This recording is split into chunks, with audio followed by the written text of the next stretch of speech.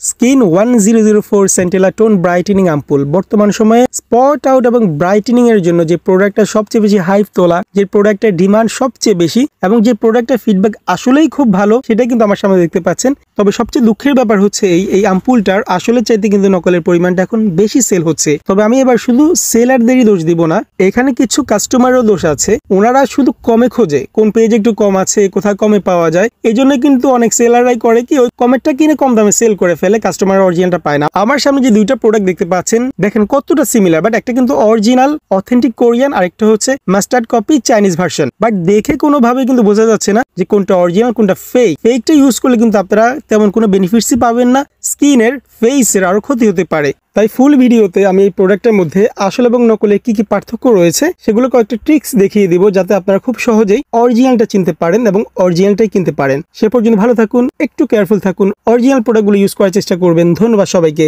আল্লাহ হাফেজ।